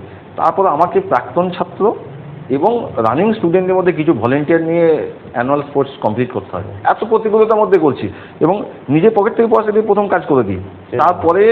তারপরেও কিছু পয়সা দেওয়া হয়, বলে যে এগুলো বিল নেই, দেবো না। আমি বললাম স্টুডেন্টদেরকে কলা খাইয়েছি, কলার দোকানে তো তার তো প্যাড নেই, সে দেবে? আমি বলছি আমি দিন, আমি লিখে দিচ্ছি, না হবে না, দেবো না। ডিম সেদ্ধ খাইয়েছি, এই ডিমের দোকানে তো প্যাড নেই, সব ডিমের দোকানে। মানে একটা আপনাকে সমস্যায় ফেলবো বলে যেটুকু কথা সেটুকু করে, এগুলো কাঙ্ক্ষিত কখন। কিন্তু মুখে বলেন না মাস্টারমশাই আপনি বাইরে রাজনীতি করেন, স্কুলে তো আপনি ভালো পড়ান, আপনি মুখে বলছেন কিন্তু কাজে অন্যটা। এটা চলে আমার সঙ্গে, কিন্তু আমি খুব লড়াকু রকমভাবে হেনস্থা করা যায়। হ্যাঁ, আমি মানে আমাকে সরাসরি নয়, ইনডিরেক্টলি শুনেছি যে যদি পরিবর্তন না হয় তাহলে চাকরি কেমন করতে পারেন দেখে নেবো। আচ্ছা, এরকম হুমকিও আছে, হুমকি থ্রেট এগুলো থাকবে, কিন্তু আমি মাথা নোয়াই না, কারণ আমি খুব অনেস্ট। আমি এই এত বছর রাজনীতি করছি, কোথাও শুনবেন না যে আমার কোনো করাপশন আছে, আমি কোনো করাপশনের সঙ্গে যুক্ত নই। আমি এটাও শুনি, আমি সততার সঙ্গে দলটা করি। আমার বাবা মায়ের যে আদর্শ, পারিবারিক সংস্কার এবং দলের আদর্শ, আমি মাদ্রাসার আসিফ ভাই আপনারা খুব সুনাম করেন। হ্যাঁ, যে খুব আমার কর্মজীবন শুরু মাদ্রাসাতেই। গুইর যে মাদ্রাসা আছে ওই মাদ্রাসায় আমার কর্মজীবন শুরু হয়েছে প্রথম। ওখানে আমি 2 মাস করেছিলাম সর্বশিক্ষা মিশনে, একটা ছোট কাজ ছিল, বোধহয় 1,500-2,000 টাকা বেতনে। শিক্ষক হিসেবে আপনারা যথেষ্ট সুনাম করেন। আজকে দেখুন সব ছাত্ররা, আমার খুব কাছের ছাত্র হাফিজুর, ওখানে তো ম্যাক্সিমাম মোহামেডানই নিয়ে আসে, তারা কত ভালো, তার বিপদে বললে আমি সাহায্য করি। এমনকি তৃণমূল নেতার গাড়ি যদি কোথাও পুলিশে আটকে দেয়, তো আমি ফোন করলে বা আমি আমার সাহায্যে তারা সহযোগিতা পেয়েছে, ছাড়া পেয়েছে, এরকম উদাহরণ আছে। আপনাকে আমি নাম বলছি না, কিন্তু আছে। আমার ওখানে তৃণমূল নেতার রক্ত লাগবে, সেই রক্ত আমি সহযোগিতা করি। আমি মনে করি রাজনীতিটা করি আমি উন্নয়নের জন্য, কোনো ধর্ম কোনো দল দেখার প্রয়োজন নেই। আমি উন্নতি সবার করব, কারণ আমি সেবার জন্য রাজনীতি করতে এসেছি। আমি তো কিছু পাওয়ার জন্য আসিনি, আমি তো শিক্ষক আছি, আমার তো একটা মোটা বেতন পাই যাতে আমার চলে যায়। একদম একদম। আর এই স্কুলে যে এতদিন ধরে আপনার স্কুল বলছি, কলেজে বিশ্ববিদ্যালয়ে সংসদ নেই, ছাত্র সংসদ নির্বাচন হচ্ছে না, হ্যাঁ, তো এই ব্যাপারে আপনার কি মনে হচ্ছে? দেখুন, একটা সুস্থ গণতান্ত্রিক পরিবেশে শিক্ষাক্ষেত্রে নির্বাচনটা না রাখাই ভালো আমার মতে। তবে হ্যাঁ, ছাত্রদের যে স্বাধীনতা, তাদের একটা বলার স্কোপ থাকতে হয়, তাদের সুবিধা হচ্ছে তারা বলবে কার কাছে। এই পরিপ্রেক্ষিতেই কিন্তু ছাত্র সংসদ তৈরি। একদম। কিন্তু যুগের সঙ্গে তাল মিলিয়ে আমার মনে হয় এখন সোশ্যাল মিডিয়া হয়েছে, মেল হয়েছে, হাজার উপায় আছে। আমার প্রতি যদি কোনো অভিযোগ হয়, সেটা অভিযোগ জানানোর এখন ডিজিটালাইজড হয়ে গেছে। এখন আর সাংগঠনিকভাবে একটা বলা, হ্যাঁ, একটা মুখ, ছাত্র সংসদের মুখ, তাদের মাধ্যমে কিন্তু বিপদে তাহলে চালিত হয়, অতিরিক্ত বাড়াবাড়ি করে, এটা ঠিক বিপদে সিপিএম আমলে হতো। আমার মনে হয় নির্বাচন করে একটা স্ট্রাকচার রাখা উচিত, একটা স্ট্রাকচার রাখা উচিত। শিক্ষক বা যে কোনো শিক্ষা প্রতিষ্ঠান জানে যে কার মাধ্যমে সমস্যার সমাধান হতে পারে, ইলেকশন না করে সিলেকশন করা উচিত, এবং সেটা নিরপেক্ষভাবে। তবেই শিক্ষাঙ্গনের নিরপেক্ষ হবে না, এটাও ব্যাপার না। মেধা দিয়ে দেখুন সব কিছু যদি হয় তাহলে কেন হবে না? আমি তো অনেক কিছু মনে করি। আমি মনে করি মানুষ কোথায়, আপনি সেরকম সততা পাবেন? হ্যাঁ, সেই সততা আগে তো আপনাকে ট্রান্সপারেন্সি না, যিনি সিলেকশন করবেন তিনি যদি মেধাবী হন, তিনি যদি মেধার ভিত্তিতে ওই চেয়ারে বসে থাকেন, তবে তিনি যাকে নিয়োগ করবেন তাকেও মেধার ভিত্তিতে করবেন। কিন্তু তিনি যদি কারো দ্বারা প্রভাবিত হয়ে ওই চেয়ারটা দখল করেন, তাহলে তিনি যাকে চেয়ারে বসাবেন তাকেও চাইবেন প্রভাবিত করেই বসাবেন। আর আপনাদের অখিল ভারতীয় বিদ্যার্থী পরিষদ, তাদের কিন্তু আমি দেখেছি যে বিভিন্ন বিজেপির সংগঠন, ছাত্র সংগঠন হলেও তাদের কিন্তু বর্ধমান জেলায় তেমন কোনো প্রভাব ফেলতে পারছে না, কোনো ইউনিটি নেই। ম্যাক্সিমাম কলেজে কোনো ইউনিট নেই, বিশ্ববিদ্যালয়ে তেমন কোনো প্রভাব নেই। তো এই ব্যাপারে তারা তো প্রতিবাদ জানাতে পারতো অন্যায় অবিচারের বিরুদ্ধে বিভিন্ন ধরনের। হ্যাঁ, একতরফা এখন এরা করছে, তৃণমূল ছাত্র পরিষদ, টিএমসিপি, তারাও দুর্বল হয়ে পড়ছে হতাশায়। হ্যাঁ, সংসদ নেই, আর এসে বাড়ি কিছুটা এখন নড়ে চড়ে বসেছে। আপনাদের সাংগঠনিক ব্যাপার আপনার কি? দেখুন, এবিপি আমাদের রাজ্যে সেভাবে শক্তিশালী নয়, এটা এক বাক্যে স্বীকার করি। কিন্তু আমাদের রাজ্যে কিছু জেলায় কিছু কলেজে তারা আছে, যাদবপুরেও দেখছেন সেখানে এখন তারা স্ট্রং হয়েছে। কিন্তু আমাদের বর্ধমান জেলা সেভাবে সংগঠন দানা বাঁধছে না, কারণ এখানে ভয়ের পরিবেশ আছে, আতঙ্কের পরিবেশ আছে। মেধাবী ছাত্র যারা, তারা ঝামেলায় জড়াতে চায় না। যারা কিছু পেতে চায়, শর্টকাট পদ্ধতি অবলম্বন করতে চায়, তারা রাজনীতির আঙিনায় এসে আখেরে গোছাতে চায়। আপনি খণ্ডঘোষের মানুষ, খণ্ডঘোষ এখন রাজনীতি পরিবেশ একটু উত্তপ্ত। হ্যাঁ, এখন ব্লক প্রেসিডেন্ট সরাসরি ক্ষোভ জানিয়েছেন, আরো অনেকে। আপনার কি মনে হচ্ছে এবার কি ফলাফল সেখানে কিরকম? দেখুন, জনতা জনার্দন ঠিক করবে। তবে অবশ্যই ব্লক প্রেসিডেন্ট যিনি ছিলেন তিনি তো একটা ভালো সংগঠক ছিলেন, তাই তো উনি দলটাকে জিতিয়ে আসতেন। সেটা যেভাবেই হোক, সেটা যেভাবেই উনি করেছেন, সেটা তো উনি করেছেন একটা পদে, সাম দাম দ্বন্দ্বভেদ রাজনীতিতে চলবে, সেটা উনি করেছেন। ওনার না থাকাটা অবশ্যই একটা শাসক দলের কাছে বড় ক্ষতি, এটা গ্যাপ। এবার এই সুযোগটা আমরা বিজেপি কতটা নিতে পারবো সেটা ভোটের রেজাল্টই বোঝা যাবে। আমরা তো চেষ্টা করছি বিরোধী দল হিসেবে। সারা রাজ্যে কিরকম মনে করছেন? সারা রাজ্যে এবারে কিন্তু ক্ষমতায় আসবে বিজেপি, এটা একদম নিশ্চিত। কারণ বাংলার মানুষ ভোটটা দেওয়ার আগে যে রাস্তায় হেঁটে যাবে, সেই রাস্তা হাঁটার পরই বুঝে যাবে যে আমার ভোটটা কোথায় দেওয়া উচিত। আর বাড়ির থেকে ভোট দিতে বেরোনোর আগে বাড়ির সন্তানের মুখের দিকে যদি একবার তাকিয়ে যায়, তাহলে আমি মনে করি যে সব ভোট আপনার বিজেপিতেই পড়বে। কারণ ভাতায় কোনো সংসার চলে না, ভাতায় মানুষকে নিজের দলে টানা যায়, ভোট নেওয়া যায়, সার্বিক উন্নয়ন হয় না। আর লক্ষ্মী ভান্ডারে অনেক উপকৃত হচ্ছেন, লক্ষ্মী ভান্ডারের মাধ্যমে অনেক সাধারণ বাড়ির মেয়েরা তারা একদম বেনিফিট হচ্ছে। লক্ষ্মীর ভান্ডার মহিলাদের হাতে পৌঁছে, অনেক পরিবার আছে যার কন্যাশ্রী অনেক উপকৃত হয়েছে। যার স্বামীরা স্ত্রীদেরকে মাসের শেষে 1,500 টাকা হাত খরচা দেয় না, দিলেও সেটা হিসেব যায়। এটা বাস্তব গ্রাম বাংলা পরিবেশ। আমি রুট লেভেলের সংগঠন করি, আমি জানি কি আছে। আমি উপর থেকে পড়ে আসা নেতা নই, আমি গ্রাউন্ড স্তরটা বুঝি। তা কন্যাশ্রী অনেকে কন্যাশ্রী উপকৃত হচ্ছে। কিন্তু আপনি দেখুন কন্যাশ্রী যত রকমের সুবিধা দিচ্ছে, মেইন যেটা লক্ষ্য কি, শিক্ষাটা যখন গ্যাপ হয়ে যাচ্ছে তখন আমরা কন্যাশ্রী দিয়েই কী হবে বলুন? নিরাপত্তা নারীদের সেই জায়গায় গ্যাপ রয়েছে। বাংলার মহিলা মুখ্যমন্ত্রী হওয়া সত্ত্বেও যেভাবে মমতা ব্যানার্জির আমলে নারীদের উপর অত্যাচার হয়েছে, আপনি পরিসংখ্যান দেখুন, অন্য কখনো হয়নি। এটা মহিলাদেরকে ভাবাবে যে আমার 25,000 কন্যাশ্রী বা রূপশ্রী টাকাটা আগে, না আমার জীবন আমার ইজ্জতটা আগে। আমার তো মনে হয় মহিলাদের কাছে তারা জীবন দিয়ে দেয় নিজের ইজ্জত। Student credit card, student tab দেওয়া, হ্যাঁ এইগুলো তো দেখুন কেন্দ্রের অনেক প্রকল্পই আছে। এই যে পোশাক যেটা দেওয়া হয় এত নিম্নমানের দেওয়া হয়, কেন্দ্র থেকে তো বরাদ্দ হয়, যদিও টাকাটা কেন্দ্র একা দেয় না 60-40, কিন্তু যে বরাদ্দ হয় সেটা ওই যে স্বয়ংবর গোষ্ঠী, এটা একটা ভালো পদক্ষেপ যে স্বয়ংবর গোষ্ঠী তারা কাজ পাবে। কিন্তু ওই যে মাঝে কাজ মানিটা খেয়ে নিচ্ছে না, এটা যে পোশাকটা দেওয়া হয় একটা স্টুডেন্টদের সারা বছর পড়তে পারে না, ছেঁড়া ফাটা। স্যার এই স্কুল ড্রেস পরে আসিস নি কেন? স্যার ছিঁড়ে গেছে, সত্যি ছিঁড়ে গেছে, স্কুলে থাকাকালীন ছেড়ে, স্যার ছিঁড়ে গেল, বাড়ি যাও। ব্যাগ যেটা দেওয়া হয় এত নিম্নমানের দেওয়া হয়, সারা বছর চলে না, কেন এটা হবে? দেখুন সরকার বই দিচ্ছে, খাতা দিচ্ছে, খুব ভালো উদ্যোগ, কিন্তু সেটা সঠিক দিক। এখানে কাজমানা খাওয়াটা বন্ধ করুন। আজকে তৃণমূলের নেতাগুলো তাদের কি ছিল, কি হয়েছে আপনি ভাবুন তো। আজকে এই যে দিলে কি সুবিধা হতো সব সরকারি কর্মচারীদের। আমার আজকে 70,000 টাকা বেতন, আমি যদি 1 লাখ টাকা বেতন পাই, টাকাটা তো আমি রেখে দেবো না আমার বাড়িতে। আমি তখন কি করব? আজকে যদি আমি 1 কেজি কোনো একটা সবজি কিনি, ফল কিনি, কালকে 2 কেজি কিনবো। আমি একটা বাড়ি করব, আমি একটা আসবাব তৈরি করবো, একটা যদি বাড়ি করতে যাই, হার্ডওয়ার্সের দোকান কাজ পাবে, লোহার গ্রিলের দোকান কাজ পাবে, রং মিস্ত্রি কাজ পাবে।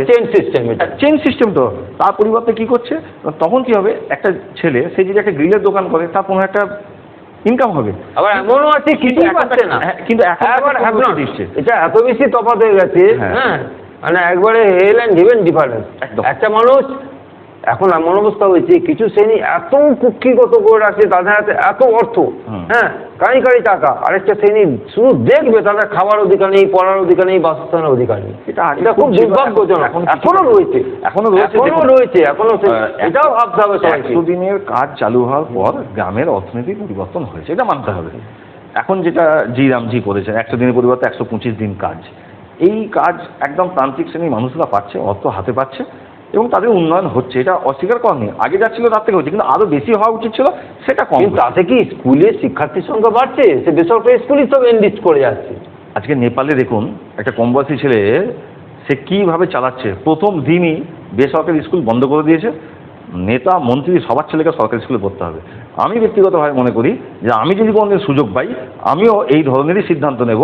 আমাদের দল যদি কখনো পারে, আমরাও দলের কাছে আবেদন করেছি যে এই যে প্রাইভেট স্কুলগুলো যেভাবে চলছে, ব্যাঙের ছাতার মধ্যে গজে উঠছে, সঠিক পরিকাঠামো, এত টাকা নিচ্ছে এবং দেখুন সন্তান তো ওইখানে বাঁধন নেই কোনো।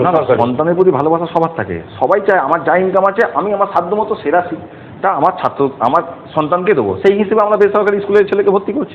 আজকে আপনি সরকারি কর্মচারী যারা, তাদের কটা ছেলে নিজের স্কুলে পড়ে, সরকারি স্কুলে পড়ে, বেসরকারি স্কুলে এত দিচ্ছে পরিকাঠামো এমন নয়, তাদেরও কিন্তু কষ্ট হচ্ছে ওই টাকাটা দিতে। মাস গেলে 4,000-5,000 টাকা বেতন গুনতে হচ্ছে। ভাবুন তো, আচ্ছা সরকারি স্কুলে মাত্র 500 টাকা কমে 248 টাকা, কোনো কোনো স্কুল 500-600, আনুষঙ্গিক সব মিলিয়ে 6-7 হাজার করে খরচ। বছরের শেষে নাই করে 1.5 লাখ টাকা খরচ। একদম। আগামী দিনে শিক্ষাটা পয়সা দিয়ে কিনতে হবে।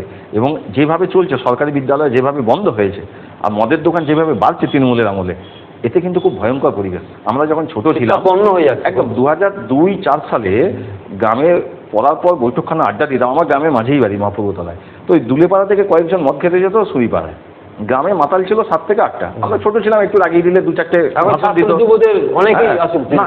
এখন পরিবেশটা অন্য রকম আছে। এখন মাঝে গ্রামে যে বসেছিলাম, কথা হচ্ছিল বিভিন্ন দেখলাম সন্ধ্যের পর সব মোবাইল দিলে বিভিন্ন জায়গায় বসে মদ খাচ্ছে। মানে এখন গ্রামে 5 থেকে 6 জন ভালো ছেলে আছে, বাকি সব মাতাল হয়ে গেছে। আগে 5-6টা মাতাল ছিল, বাকি সব ভালো ছিল। শিক্ষার পরিবেশ গড়ে উঠছে, শিক্ষিত হচ্ছে মানুষ, সেটা কমা উচিত। কিন্তু নৈতিক শিক্ষা তো দেওয়া হচ্ছে না। আমার গ্রামে 75,000 টাকার গাঁজা বিক্রি হয়। ক্লাস 8-এ পড়া ছেলে বাবার পকেট থেকে পয়সা নিয়ে যে গাঁজা কিনছে। আপনি বলুন পুলিশ প্রশাসন জানে না? সব ভাগ নিচ্ছে। ক্লাস 8-এর ছেলে। ক্লাস 8-এর ছেলে গাঁজা খাচ্ছে। এই মানে একদম নেশাগ্রস্ত করে। দেখুন তৃণমূল একটা জিনিস খুব সুকৌশলে করেছে, মানুষ সারা দিনের শেষে বালিশে মাথা দিয়ে শোবে, ভাববে নিজের কথা, সন্তানের কথা, ভবিষ্যতের কথা, কিন্তু সন্ধ্যে পর মদ খেয়ে শুয়ে পড়লে আর ভাবনা চিন্তা নেই। নেশা কি করে, আমাদের নামটাকে দুর্বল করে দেয়। একদম একদম। তাই তো, তার ভাবার সময় নেই, আর সকালে উঠে কাজে যেতে হবে, নাহলে খেতে পাবে না। আর মানুষকে কিন্তু ভাবতে দিচ্ছে না যে আমি কী ছিলাম, কি হলাম, আর কি হবে। এইটা তৃণমূল কেড়ে নিয়েছে। তৃণমূল শুধু যে কাটমানিকে টাকা চুরি করেছে নয়, মানুষের চিন্তা শক্তিটাকেও চুরি করে নিয়েছে, মানুষের সব অধিকারকে চুরি করে নিয়েছে, মানুষের ভবিষ্যৎটাকে চুরি করে নিচ্ছে, মানে সুন্দর ভবিষ্যৎকে খারাপ ভবিষ্যতের দিকে। বর্ধমান দক্ষিণে কি ভাবছেন? বর্ধমান দক্ষিণে আমাদের বিজেপি প্রার্থী মমিতা দি উনি জিতবেন, এটুকু দেখতে। কারণ বর্ধমানবাসী যিনি আছেন খোকন দাস, তার প্রতি বিরক্ত আছেন। খোকন দাস যে একদমই কিছু কাজ করেননি সেটা বলবো না, আমি বিরোধী রাজনৈতিক দলের নেতা হলেও আমি যেহেতু একজন শিক্ষক, তা উনি কাজ করেছেন, উনি কঙ্কালেশ্বরী মন্দিরে ওখানে কাজ করেছেন, এসব করেছেন, কিন্তু বিবাহ উনি বিবাহ ইয়ে দেন, কিন্তু সার্বিক যে বর্ধমান শহরের উন্নয়ন সেটা কিন্তু সেভাবে হয়নি। যা হয়েছে ওনার 23-24 নম্বর ওয়ার্ডে হয়েছে। সব থেকে যেটা বড় হয়েছে ওনার আমলে, উনি বিধায়ক থাকাকালীন বর্ধমান শহরে 35টা ওয়ার্ড নিয়েই তো পৌরসভা, 35টা ওয়ার্ড নিয়েই আমরা বিধানসভা। কিন্তু দেখুন এখানকার রাস্তাঘাট, ড্রেনেজ সিস্টেম, 1 ঘন্টা জল হলে হাঁটুর উপরে জল উঠে যাচ্ছে। কেন? অবৈধ নির্মাণ, পুকুর ঘাট সব বন্ধ করে যেভাবে অবৈধ নির্মাণ হয়েছে এই তৃণমূলের আমলে, প্রমোটিং, একদম এটা খুব ক্ষতিকর হয়ে গেছে। এর ফলে বাস্তুতন্ত্রটা ধ্বংস হয়ে যাচ্ছে। একটা 4 তলা হওয়ার কথা ছিল রিজেন্ট গ্রাউন্ড, ইকোসিস্টেম নষ্ট হয়ে, হ্যাঁ সেটাকে 14 তলা করে দিল। তাহলে আমি যদি 4 তলায় হয়তো 20টা পরিবারের যে জলটা নিকাশি সেটা যখন 100টা পরিবার হবে, ওই ড্রেনটা আর কাজ করবে? আপনার 1 ফুটের ড্রেনটা আর কাজ করবে না। এত বেড়ে গেছে ফ্ল্যাট যে ড্রেন কাজ করছে না। এইটা আবার জল যাবে কোথায় সেটাও রাস্তা নেই, জলটা যে পড়বে কোথায় সেটাও নেই। বাঁকা একদম নষ্ট হয়ে গেছে, পুরো উপচে পড়ছে। বাঁকা দুধারে যেভাবে অবৈধভাবে মানুষকে বসিয়েছে, নদীগুলো তো আস্তে আস্তে মানে ওই যে বেহুলা নদী যেটা ছিল, হ্যাঁ অবলুপ্ত। আপনার শশাঙ্ক বিল, তারও তো রাতারাতি চরিত্র বদল হয়ে যাচ্ছে, সেখানে গেট বসিয়ে ভেতরে কি চলছে কেউ জানে না। এইগুলো বন্ধ হওয়া উচিত আমার মতে। বলে দেখুন রাজনীতি করবেন, রাজনীতি করতে গেলে অর্থের প্রয়োজন আছে, কিন্তু পরিবেশকে কখনো ক্ষতি করা উচিত, কারণ পরিবেশ কাউকে ক্ষমা করে না। কালকে যদি প্রাকৃতিক দুর্যোগ যখন হবে তখন কিন্তু বেঁচে বেঁচে ক্ষতি হবে না, যে তৃণমূলের এর ক্ষতি হবে না, এই বিজেপি এর ক্ষতি হবে, হবে না। হ্যাঁ, তাহলে ওই দুর্নীতি করা বন্ধ করতে হবে, তাতে সবার উন্নয়ন হবে, আর প্রকৃতিকে বাঁচিয়ে রাখতে হবে, বাস্তুতন্ত্রটাকে বাঁচিয়ে। আসলে কি হয় জানেন তো, রাজনীতি যারা করে তাদের একটা মিনিমাম শিক্ষাগত যোগ্যতা থাকা প্রয়োজন বলে আমি মনে করি। যে শিক্ষাগত যোগ্যতা কম হয়ে যায়, সেই যখন রাজনীতির নেতা হয়, সমাজের নীতি নির্ধারণ করে, ভাবতে অবাক লাগে একটা MA পাস PhD করা লোক একটা 4 পাস লোকের কাছে যে দাঁড়িয়ে আছে বাবু বলে একটা সই কখন করবে, তার মূল্য একদম বন্ধ দরকার। বামফ্রন্টে আমল দেখেছি এরকম, এইগুলো বন্ধ হওয়া উচিত না। প্রত্যেকের স্তর আছে। উনি দেখুন, আমি বলছি না যে যারা স্কুলে যেতে পারেনি, শিক্ষা লাভ করেনি, তাদের মধ্যে কোনো মেধা নেই এটা বলছি না, কিন্তু তার যেটুকু লেভেল তাকে সেই লেভেলে রাখা উচিত। রাজনীতিতে অনেক স্তর আছে, প্রশাসনে অনেক স্তর আছে না, আমি একদম বুথ স্তর থেকে শুরু করে প্রধানমন্ত্রী পর্যন্ত অনেক স্তর আছে, যার যেটা লেভেল তাকে সেই লেভেলে রাখা প্রয়োজন, এটা আমি মনে করি। তাতে দেশের উন্নয়ন, সমাজের উন্নয়ন, ওই রাজনৈতিক দলের উন্নয়ন হবে। মোদিজির শিক্ষাগত যোগ্যতা নিয়ে প্রশ্ন উঠছে না, মোদিজির শিক্ষাগত যোগ্যতা নিয়ে শুধুমাত্র মোদিজিকে কালিমালিপ্ত করার জন্য করা হয়েছে। উনি পলিটিক্যাল সায়েন্সে মাস্টার ডিগ্রি আছে, এটা আপনি গুগল সার্চ করুন পেয়ে যাবেন, এটা নিয়ে করে দেখুন। মোদিজিকে কালিমালিপ্ত করা অনেক চেষ্টা হয়েছিল, কিন্তু এটা তো বলতে হবে যে চাওয়ালা প্রধানমন্ত্রী, এটা অনেক বলা হয়েছে, চৌকিদার চোর হয়ে বলা হয়েছে, হ্যাঁ, কিন্তু দেখুন এই চৌকিদারের আমলেই কিন্তু ভারতবর্ষের প্রকৃত উন্নয়নটা হচ্ছে, এবং ভারতবাসী শান্তিতে বসবাস করছে, মাথা উঁচু করে বাঁচছে। আজকে ভারতবর্ষের মানুষ যখন বিশ্বে অন্য কোনো দেশে আছে তারা সম্মান পাচ্ছে, নিরাপদে থাকছে। যুদ্ধের পরিবেশে যুদ্ধ থামিয়ে দিচ্ছে ভারতের বিমান যাবে বলে, এটা হয়েছে তো ইউক্রেন যুদ্ধের সময় আমাদের ছাত্রদেরকে নিয়ে আসা হয়েছে, কেউ কিছু করেনি, এটা কিন্তু চাওয়ালার দ্বারাই হয়েছে। আমার মনে হয় না যে এটা অন্য কিছু হতো। তবে এটাও মনে করি না আমি যে শিক্ষিত মানি যে সে ভালো সমাজ চালাতে পারবে, এটাও নয়। ম্যানেজমেন্ট ক্ষমতা সবার থাকে না। আসলে লিডারশিপ একটা ইনবিল্ট আপনার গুণ, যেটা জন্মগতভাবে আপনার মধ্যে থাকে, সেটা পরিবেশ পেলে প্রকাশিত হয়। অনেকের মধ্যে লিডারশিপ থাকে না, একটু সে ভালো শিক্ষিত হতে পারে, যুব সংসদ থেকে শুরু করে এই প্রতিযোগিতার মাধ্যমে লিডারশিপ আপনার মধ্যে ইনবিল্ট। লিডার মানে আপনি একটা লিডারের ছেলে মানেই যে আপনি লিডার হবেন, এটা কিন্তু হতে পারে না। তাহলে এখানে শিক্ষার পরিবেশ, হ্যাঁ, শিক্ষাঙ্গনের পরিবেশ রাজনীতি মুক্ত করা উচিত, এটা আপনার আমি মনে করি। হ্যাঁ, আমিও একমত, আপনিও একমত। এই ব্যাপারে যথেষ্ট অত্যন্ত নন্দিত বক্তব্য, চিন্তা শীল বক্তব্য রাখলেন, হ্যাঁ, এবং তার মস্তিষ্ক প্রসূত যে ভাবনা উঠে এলো, হ্যাঁ, আমরা অত্যন্ত উপকৃত হলাম। নিশ্চয়ই শিক্ষাঙ্গনে যারা আছেন তারা উপকৃত হবেন। সে ভিন্ন রাজনীতির মানুষ হলেও তিনি যুক্তি তর্ক দিয়েছেন, হ্যাঁ, প্রয়োগ করেছেন, এবং তিনি স্বচ্ছতার কথা বলেছেন, হ্যাঁ, এবং বারবার তিনি বলেছেন শিক্ষার পরিবেশ কোনো রাজনীতির দলের মধ্যেই থাকবে না, পুরো রাজনীতি মুক্ত থাকবে। এ ব্যাপারে তিনি অত্যন্ত মূল্যবান পরিবেশ তার বক্তব্য রেখেছেন। এবং আজকাল এই বিধানসভা নির্বাচন আমাদের বর্ধমানে 29শে এপ্রিল, তার আগে এই যে শিক্ষার পরিবেশকে কলুষমুক্ত করবেন এবং করা উচিত, হ্যাঁ, এই ব্যাপারে তিনি এতক্ষণ জোর দিলেন। তো আমরা তাকে ধন্যবাদ জানাই। মৃত্যুঞ্জয় চন্দ্র, তিনি চোখচন্দন দুর্গাদাস উচ্চ বিদ্যালয়ের একজন বিশিষ্ট শিক্ষক, একজন সমাজসেবী। তো তিনি অনেক ছাত্রছাত্রীদের নিখরচায় তিনি পড়ান। হ্যাঁ, এটাও খুব একটা ভালো উদ্যোগ। তো আমরা আজকে মৃত্যুঞ্জয় বাবুকে, আমি সৈয়দ মোশাররফ আজম সঞ্চালনায় ছিলাম, মৃত্যুঞ্জয় বাবুকে আমি আমাদের মুক্ত আবহের পক্ষ থেকে ধন্যবাদ জানাই। হ্যাঁ, আপনাকে ধন্যবাদ। আপনার চ্যানেলের এবং পরে আবার থাকা আশা করি পাবো টেকনিশিয়ান এবং আপনার দর্শক সকলকে আমি ধন্যবাদ জানাচ্ছি আমার পক্ষ থেকে। আজ এখানেই শেষ করছি। নমস্কার।